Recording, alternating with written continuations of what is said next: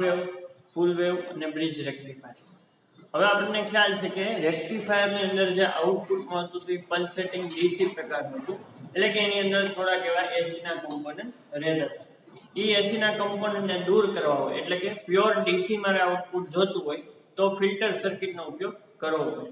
હવે આપણે જોઈએ કે ફિલ્ટર સર્કિટની મદદથી કઈ રીતે આપણે પલ્સેટિંગ ડીસીને શુદ્ધ ડીસીમાં ફેરવી શકીએ. તો ફિલ્ટર સર્કિટ છે એમાં ઇન્ડક્ટર, કેપેસિટર, રેઝિસ્ટર એનો ઉપયોગ કરીને બનાવવામાં આવે. પહેલા આપણે જોઈએ ફિલ્ટર સર્કિટના પ્રકાર.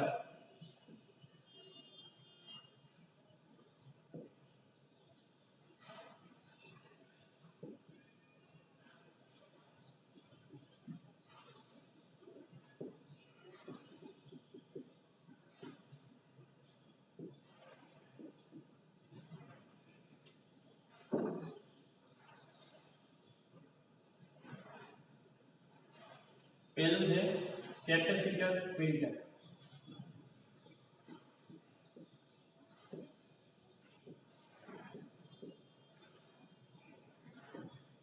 પછી છે inductor,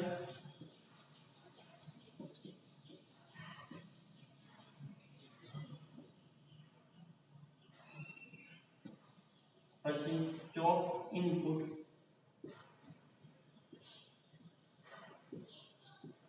L C filter.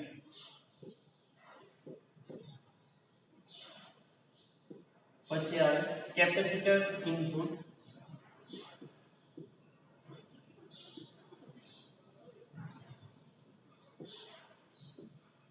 L C filter.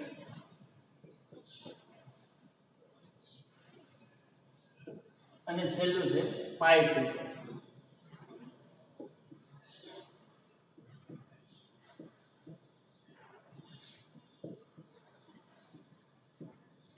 પાઈ છે ગ્રીક ભાષાનો શબ્દ છે, એને આવી રીતે દર્શાવે પાઈ.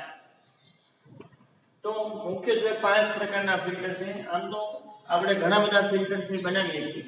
આ બધાનું કોમ્બિનેશન કરીને, એટલે કે ઇન્ડક્ટર કેપેસિટરને ભેગા કરી, રેઝિસ્ટર કેપેસિટરને ભેગા કરી આરસી ફિલ્ટર બને, ઇન્ડક્ટર ને રેઝિસ્ટરને ભેગા કરી આરએલ ટાઈપ ફિલ્ટર બને.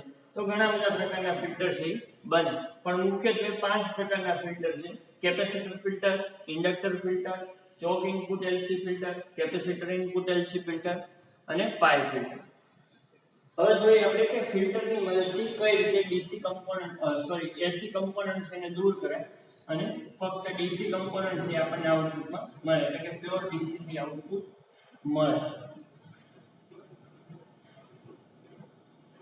તો ધારો કે આપણી પાસે single phase half wave rectifier હતું, એનું આઉટપુટ વેવફોર્મ આવું કંઈક મળતું હતું આપણને 0 થી પાઈ સુધી કંઈક આઉટપુટ મળતું હતું પોઝિટિવ હાફ સાયકલ. પછી નેગેટિવ હાફ સાયકલમાં આઉટપુટ 0 મળતું હતું, ત્યારબાદ પોઝિટિવ સાયકલમાં આપણને આઉટપુટ મળતું હતું, એટલે કે 2 પાઈ થી 3 પાઈ સુધી આપણને આઉટપુટ મળતું હતું. આઉટપુટની અંદર જે આ કોમ્પોનન્ટ રહેલા છે એને કહેવાય પલ્સેટિંગ ડીસી.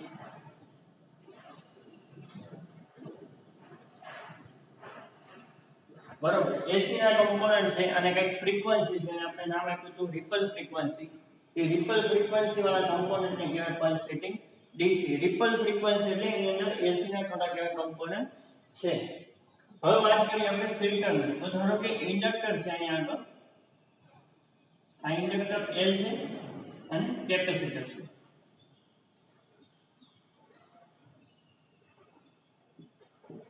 હવે આપણને ખબર છે કે ઇન્ડક્ટરને પોતાનું ઇન્ડક્ટિવ રિએક્ટન્સ હોય એને XL થી દર્શાવાય, અને કેપેસિટરને પોતાનું કેપેસિટિવ રિએક્ટન્સ હોય એને XC થી દર્શાવાય. બંનેની કિંમત પણ આપણે જાણીએ છીએ.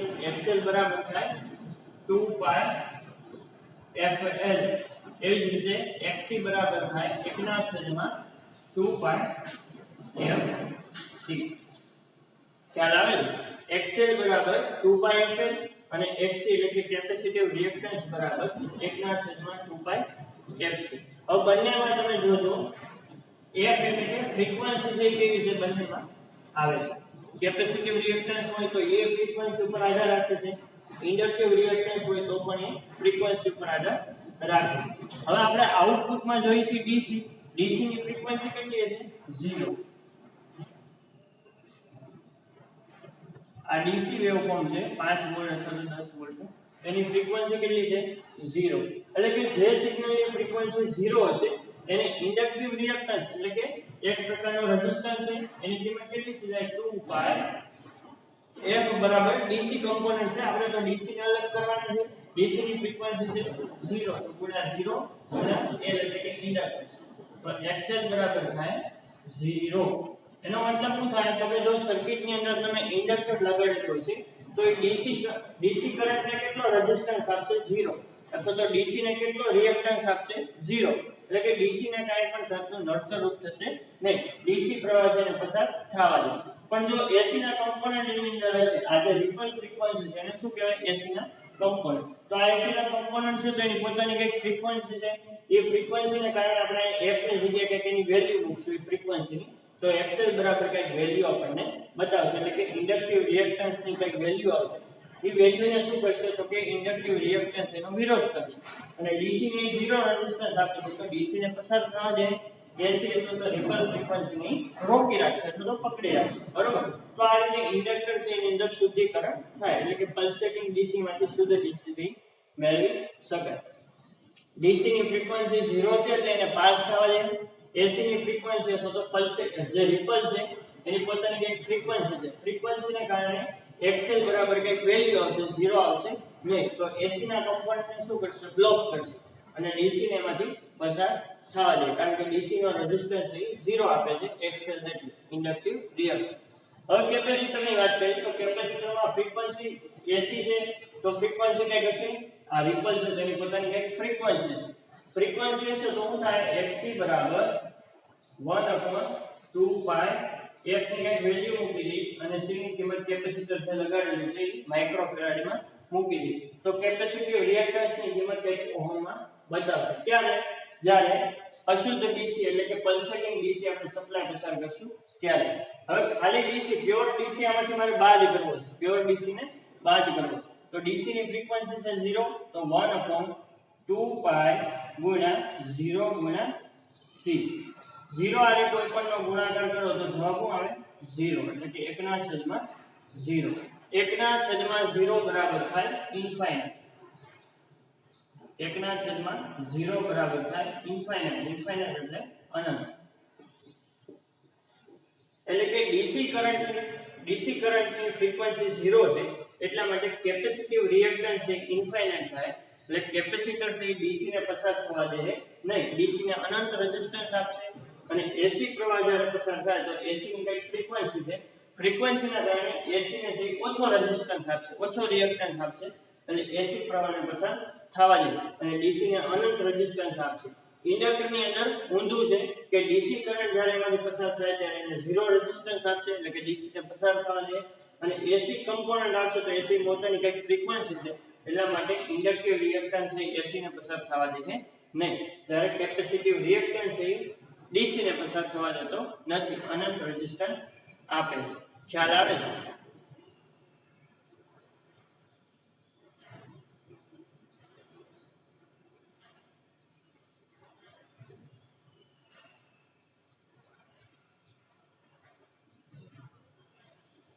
હવે એક ઉદાહરણ દ્વારા આપણે સમજીએ કે પ્યોર ડીસી છે શું છે, પલ્સેટિંગ ડીસી છે શું છે.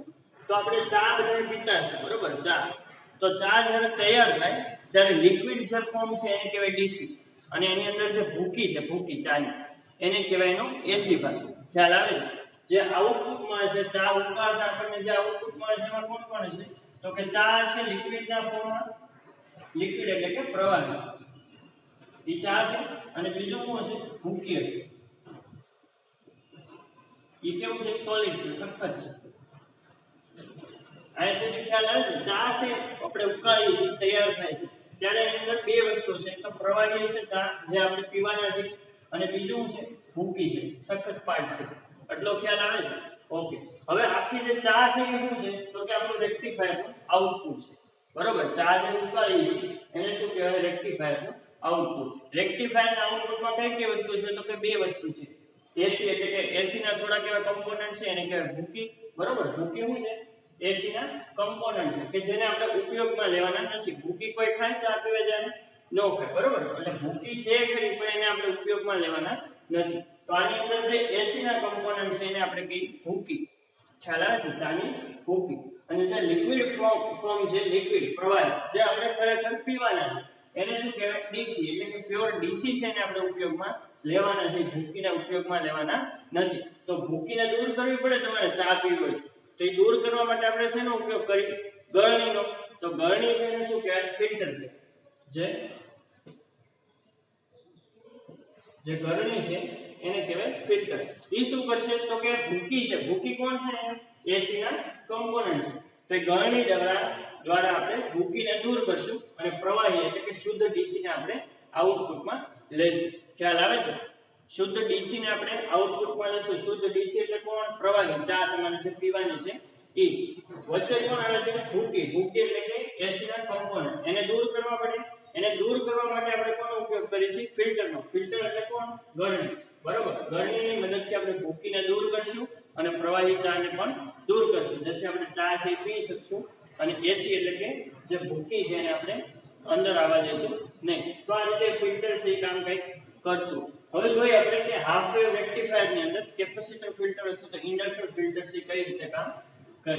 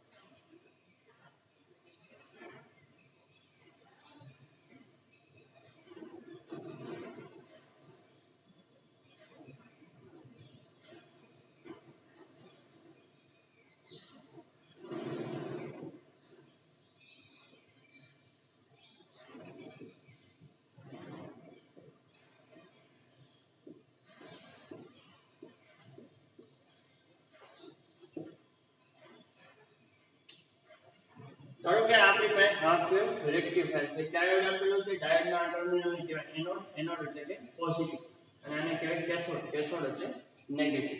હવે ધારો કે આપણે અહીંયા ઇન્ડક્ટર ફિલ્ટરનો ઉપયોગ કરેલો છે. એટલે કે આઉટપુટની અંદર આપણે પહેલા ઇન્ડક્ટર જોડેલું છે. ઇન્ડક્ટર પછી લોડ છે જોડેલો છે. એટલે જે ડીસી આઉટપુટ આપણને પલ્સેટિંગ મળતું હતું એ ઇન્ડક્ટર દ્વારા પહેલા શુદ્ધ થાય અને ત્યારબાદ લોડને ડીસી આઉટપુટ મળશે. જોઈએ આપણે કે ડીસી છે કઈ રીતે અલગ થાય છે.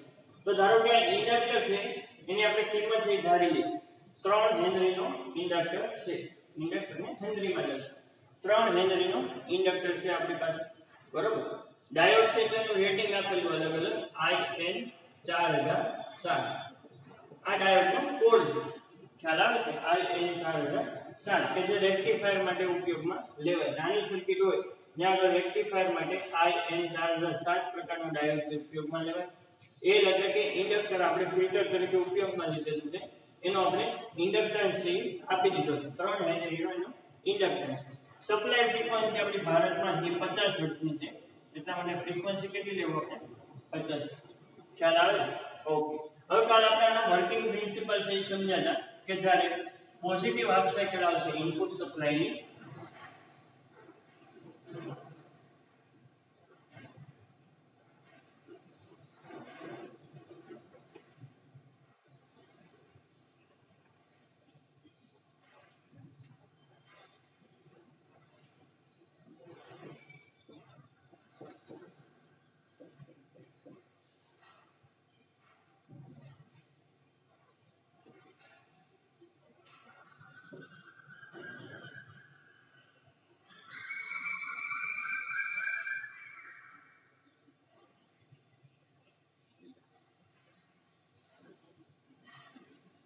ઇનપુટ સપ્લાયની પોઝિટિવ હાફ સાયકલ આવશે ત્યારે ટ્રાન્સફોર્મરનો એ પોઈન્ટ આપણે ધારો કે આને એ પોઈન્ટ અને બી પોઈન્ટ કહી તો એ પોઈન્ટ કેવો બનશે? પોઝિટિવ અને બી પોઈન્ટ બનશે નેગેટિવ. પોઝિટિવ વાળું કોણ જોડાયેલું છે તો કે એનોડ. એનોડ એટલે પ્લસ છેડો ડાયોડ, બરોબર. અને નેગેટિવ વાળું કોણ જોડાયેલું છે કેથોડ એટલે કે નેગેટિવ ટર્મિનલ. તો ડાયોડ કેવો થયો ફોરવર્ડ બાયસ થયો. ધારો કે આ ડાયોડ છે આપણી પાસે P અને N છે. P એટલે એનોડ, N એટલે કેથોડ. તો ડાયોડનો P છેડો છે બેટરીના પોઝિટિવ વાળે, ડાયોડનો N છેડો છે બેટરીના નેગેટિવ વાળે જોડાયેલો હોય તો ડાયોડ છે ફોરવર્ડ બાયસ છે તેવું કહેવાય. ફોરવર્ડ બાયસમાં ડાયોડ આપણે કાલે વાત થઈ હતી ક્લોઝ સ્વિચ તરીકે કામ કરે છે. ક્લોઝ સ્વિચ તરીકે કામ કરે એટલે કે ડાયોડ છે કન્ડક્ટ થશે. ડાયોડ કન્ડક્ટ થાય એટલે શું થાય તો કે ડીસી કરંટ આમાંથી પસાર થવાનું છે. એટલે કે ડાયોડનું કામ છે એસી માંથી ડીસી માં રૂપાંતર કરવાનું. એટલે કે લોડમાંથી કરંટ પસાર થશે. લોડમાંથી કરંટ પસાર થશે કેવો છે તો કે પલ્સેટિંગ ડીસી જેવો છે. જો આપણે ફિલ્ટર ઉપયોગમાં ન લઈએ તો, બરોબર. આ ફિલ્ટર આપણે ઉપયોગમાં નથી લીધેલું ત્યારનું ફિલ્ટર ઉપયોગમાં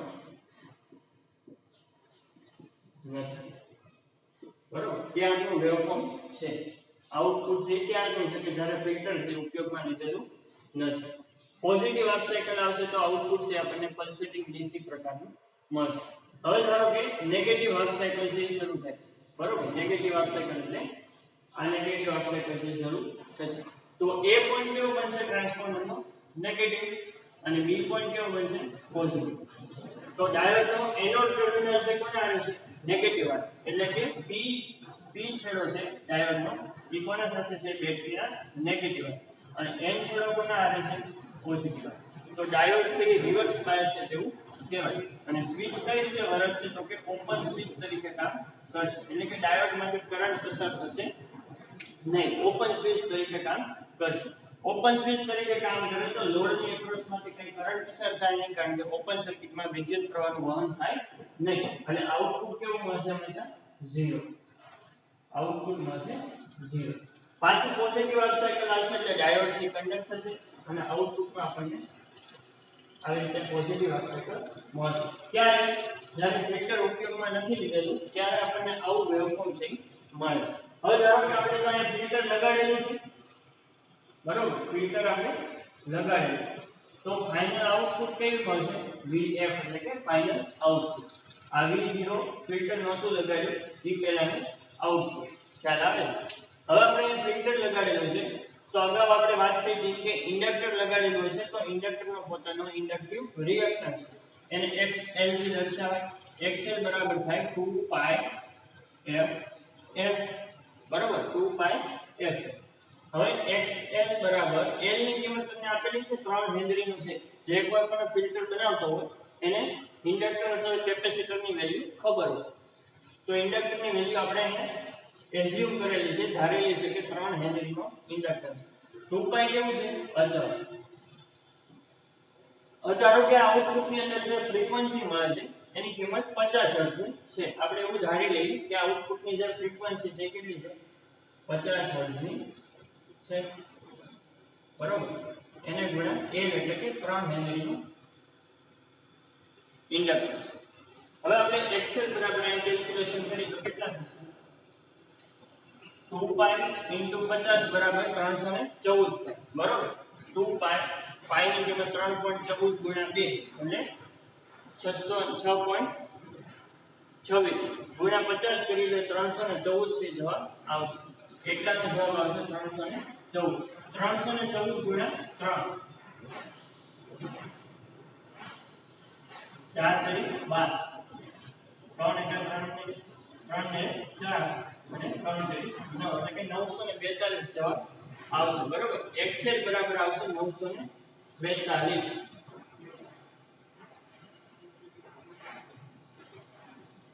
ઓહમ. ખ્યાલ આવે છે 942 એટલે કે XL બરાબર 942 ઓહમ ઇન્ડક્ટિવ રિએક્ટન્સ આવશે. એ શું દર્શાવે છે તો કે જેની ફ્રીક્વન્સી 50 હર્ટ્ઝ ની છે. 50 હર્ટ્ઝ ની કોની ફ્રીક્વન્સી છે આ હાફ વેવની ફિલ્ટરનો તો ઉપયોગ કર્યું ત્યારે જેની ફ્રીક્વન્સી 50 હર્ટ્ઝ ની હશે એને 942 ઓહમનો રેઝિસ્ટન્સ આપશે. રેઝિસ્ટન્સ આપણને ખબર છે રેઝિસ્ટન્સ નું કામ છે કરંટને વિરોધ કરવાનો. એટલે કે જેની ફ્રીક્વન્સી 50 હર્ટ્ઝ ની હશે એવા કમ્પોનન્ટને એવા કરંટને 942 ઓહ્મનો હાઈ રેઝિસ્ટન્સ આપશે. એટલે કે એસી કરંટ છે, એસી કરંટની ફ્રીક્વન્સી 50 હર્ટ્ઝની છે, તો એને 942 ઓહ્મનો રેઝિસ્ટન્સ આપશે. કોણ? Inductive reactor. એટલે કે એસી કરંટ છે ઇન્ડક્ટરમાંથી પસાર થઈ શકશે નહીં, એને હાઈ રેઝિસ્ટન્સ આપે છે એટલા માટે. હવે વાત કરીએ આપણે ડીસી ની ફ્રીક્વન્સી કેટલી છે? અંદાજે 0 છે, બરોબર. હાવ 0 કોઈ આપણે ન કહી, કારણ કે આપણે એસી માંથી ડીસી માં કન્વર્ટ કર્યું છે, એટલે પ્યોર ડીસી તો કોઈ કાળે આપણને મળશે નહીં. પરંતુ ફ્રીક્વન્સી કેવી છે? કંઈક હશે 2-5 હર્ટ્ઝની ફ્રીક્વન્સી હશે, અથવા તો ઓછી ફ્રીક્વન્સી હશે એવું કહીએ તો xl બરાબર 2π. ડીસી ની ફ્રીક્વન્સી કેટલી હોય? સ્ટાન્ડર્ડ 0 એટલે ગુણ્યા 0 ગુણ્યા 3 હેનરી, બરોબર. ઇન્ડક્ટન્સની કિંમત આપણને આપેલી છે 3 હેનરી. તો ડીસી xl બરાબર શું થાય? 0 અને કોઈ પણનો ગુણાકાર કરી તો જવાબ શું આવે? 0. તો ડીસી કમ્પોનન્ટને 0 ઓહમ 0 રેઝિસ્ટન્સ એ પ્રોવાઈડ કરશે. એટલે કે ડીસી કરંટ છે ઇન્ડક્ટરમાંથી પસાર થઈ શકશે, કારણ કે જ્યારે ડીસી કરંટ આવે છે ત્યારે એને 0 રેઝિસ્ટન્સ ઓફર કરે છે, અથવા તો પ્રતિરોધ કેવો છે? 0 છે, રિએક્ટન્સ એ 0 છે. એટલે ડીસી છે ઇન્ડક્ટરમાંથી પસાર થઈ શકશે. જ્યારે એસી નું વેવફોર્મ આવશે, એસી નો કમ્પોનન્ટ આવશે અને ફ્રીક્વન્સી એની જો 50 હર્ટ્ઝની હશે, વધારે ફ્રીક્વન્સી હશે, તો એને વધારે રેઝિસ્ટન્સ આપશે. ધારો કે આપણી પાસે ડીસી છે, પ્યોર ડીસી નથી, થોડીક એવી ફ્રીક્વન્સી છે. ધારો કે આપણી પાસે 5 હર્ટ્ઝ અથવા તો 10 હર્ટ્ઝની ફ્રીક્વન્સી છે. કેટલી? 10 હર્ટ્ઝની ફ્રીક્વન્સી છે એવું આપણે ધારી લઈએ. તો આનો જવાબ આવે 2π, એટલે પાઈ ની કિંમત 3.14 એને ગુણ્યા 2 એટલે કે 6.28 આવશે. એને ગુણ્યા આપણે કહી દઈએ 10 10 તેરી 30 રાખી દઈએ, બરોબર. તો 6 તેરી 18 અને 1 પોઈન્ટ જાય 128 29 સમથિંગ કઈ આવશે, બરોબર. 128 ઓહમ ઉપર કઈ સમથિંગ ટૂંકમાં રિઝલ્ટ આવશે. આપણે એપ્રોક્સિમેટલી કહીએ. હવે જ્યારે એસી એટલે એની ફ્રીક્વન્સી 50, તો એસી કમ્પોનન્ટ હતો તો એને 942 ઓહમ જેટલો રેઝિસ્ટન્સ આપતો હતો. હવે એટલે આપણે જોયું કે ડીસી હતો તો જેની ફ્રીક્વન્સી કેવી છે? ઓછી છે, 10 હર્ટ્ઝની છે, બરોબર. ફ્રીક્વન્સી કેવી છે? ઓછી છે. તો એને 188 ઓહમ, 100 એપ્રોક્સિમેટલી આપણે ધારેલું છે અથવા તો અંદાજિત લખેલું છે, 188 ઓહમનો રેઝિસ્ટન્સ આપે છે. જે 942 કરતા કેવો છે? ઓછો છે. રેઝિસ્ટન્સ ઓછો હશે તો એમાંથી કરંટ પસાર થઈ શકશે. એટલે કે ડીસી કમ્પોનન્ટ છે કે જેની ફ્રીક્વન્સી ઓછી છે એને ઓછો રેઝિસ્ટન્સ આપે છે. કોણ? ઇન્ડક્ટિવ રિએક્ટન્સ એ ઓછો રેઝિસ્ટન્સ આપે છે. એટલા માટે ડીસી છે એ સમાન સરળતાથી આની અંદરથી પસાર થઈ જશે. અને એસી કમ્પોનન્ટ આવશે કે જેની ફ્રીક્વન્સી 50 હર્ટ્ઝની છે, તો એને હાઈ રેઝિસ્ટન્સ ઓફર કરે છે. એટલા માટે એસી કરંટ છે આની અંદરથી પસાર થઈ શકતો નથી. તો જ્યારે આપણે ફિલ્ટર યુઝ કરશું ત્યારે આઉટપુટ કેવું મળશે આપણને? પ્યોર ડીસી તો નહીં મળે, પણ કેવું મળશે? સ્મૂધ ડીસી મળશે. સ્મૂધ એટલે કેવું? તો કે મેક્સિમમ આપણને ડીસી આઉટપુટ મળશે કે જેમાં ફ્રીક્વન્સી કેવી છે? સાવ ઓછી છે.